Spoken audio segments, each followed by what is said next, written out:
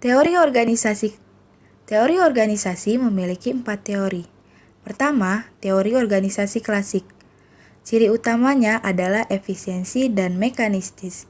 Sedangkan berdasarkan perspektif, sistem teori organisasi klasik bersifat tertutup dan berdasarkan perspektif tujuan bersifat rasional. Kedua, teori hierarki kebutuhan dari Maslow. Teori ini pada dasarnya menyatakan bahwa seseorang berperilaku tertentu karena didorong oleh berbagai kebutuhan yang baru dipenuhinya. Ketiga, teori dua faktor. Teori ini terdiri dari dua faktor, yaitu faktor intrinsik dan faktor ekstrinsik.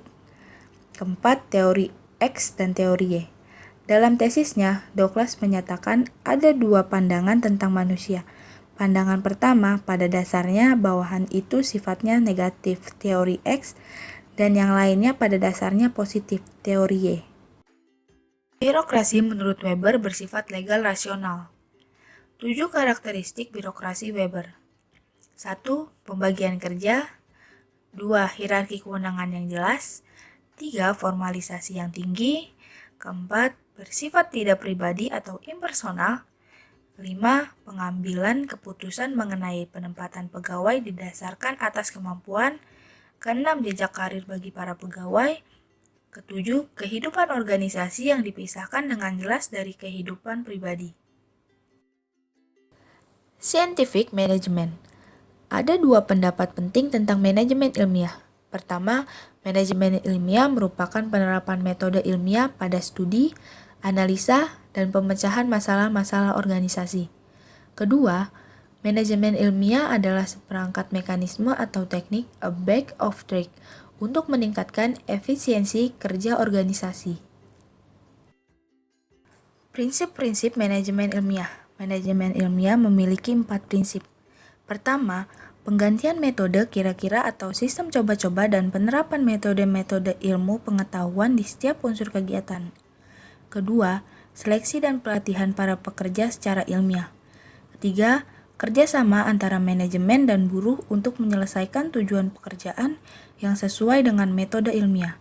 Keempat, pembagian tanggung jawab yang lebih merata di antara manajer dan para pekerja, yaitu pihak pertama. Prinsip organisasi Fayol. Walaupun prinsip-prinsip organisasi ditulis pada waktu yang hampir bersamaan, tetapi fokus Taylor dan Fayol berbeda, yaitu memusatkan perhatian pada tingkat yang paling rendah dalam organisasi. Aliran neoklasik.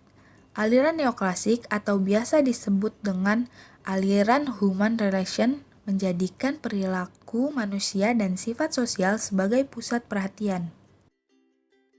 Hugo Munsterberg, Psikologi Industri. Dalam bukunya Psikologi and Industrial Efficiency menguraikan bahwa untuk mencapai tujuan produktivitas harus melakukan 3 cara, yaitu pertama, penemuan best possible person, kedua, penciptaan best possible work, ketiga, penggunaan best possible effect. Aliran postmodern. Aliran postmodern termasuk dalam teoritikus tipe 4 yang lebih memperhatikan pada sifat politis organisasi. Pertama, suatu organisasi terdiri dari berbagai entitas yang beragam namun terhubung satu sama lain. Kedua, koordinasi dibangun melalui kebutuhan pekerjaan. Ketiga, entitas diorganisasikan dalam flat design, pekerja sangat diberdayakan dan dilibatkan dalam pekerjaan, informasi disebarluaskan. Keempat, menekankan pada continuous improvement.